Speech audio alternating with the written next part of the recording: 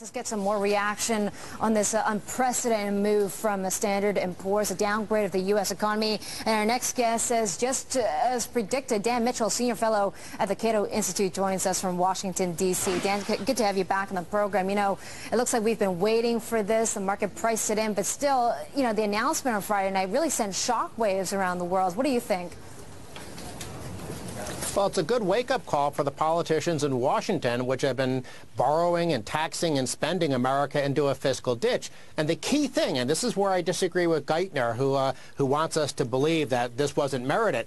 I don't think S&P was looking so much at our deficit or our debt. What they were looking at is our unfunded liabilities, more than $100 trillion of promised spending on entitlement programs in the future. We don't have that money. That's where America is in trouble. We could grow out of the deficit and the debt. It's these entitlement programs that are going to kill us, and that's what people in the markets have to pay attention to. So, Dan, you don't think there's any flaws in the S&P methodology to downgrade, I guess, U.S. debt, considering they missed out about $2 trillion in terms of their calculations? This is a very subjective thing, and whether S&P does it one way, the federal government says they should do it another way, maybe Moody's does it another way. All we really need to understand is that there's a giant national debt, $10 trillion roughly of publicly held debt, $14 trillion overall. But again, it's that $100 trillion plus unfunded liability for the entitlement programs. That, I assume, is what S&P was looking at, and that's what Moody's and Fitch and the others should look at, because that's the real danger. America will become Greece if something isn't done to reform those programs, and we've already seen that Obama is showing no flexibility, no reasonableness, no compromise on these entitlement programs, and those are the killers for the U.S. fiscal situation.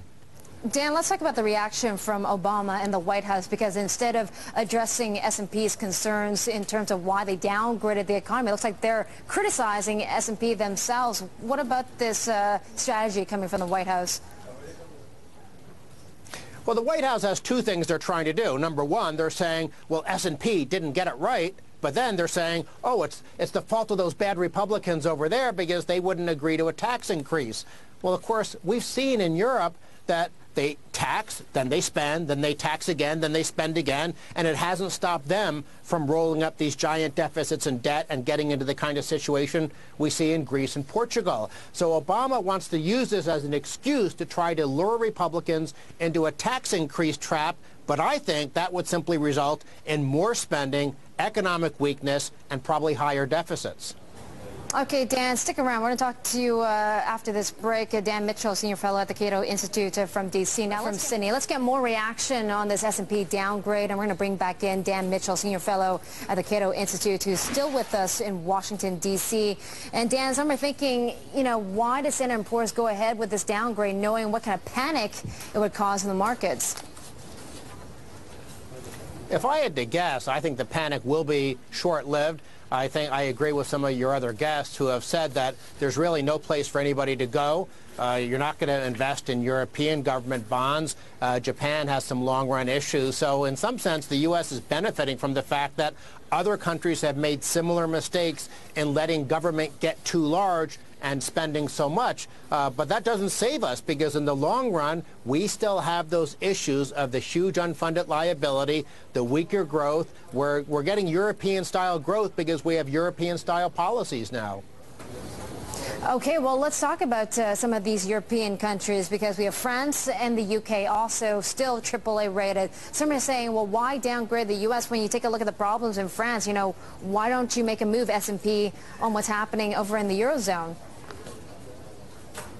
Well, those are very good questions. I'm not overly optimistic. The Bank for International Settlements put out a paper last year where it looked at the long-run debt situation going out to 2040, 2050 for all the big European economies, the U.S., Japan, and basically we're all in deep trouble. It's only a tiny handful of countries, such as Australia and Switzerland, that seem to have more stable long-run finances, but if you're looking at much of the Western world, it's overtaxing, overspending, overborrowing. These are countries, including the U.S., that are headed into a fiscal ditch, and there's really very little optimism of how to get out because we have politicians like Obama who are refusing to address the only real issue, which is the growth of the entitlement programs. Well, you know, we have the U.S. borrowing 40 cents for every dollar that it spends. That's pretty dramatic in terms of numbers that we're looking at. So in the end, what does this downgrade mean for the U.S. economy? Does it help? Does it bring people together, politicians, I mean? It might force the political class, the political elite in Washington, to finally take seriously some of the ideas like Congressman Paul Ryan's budget.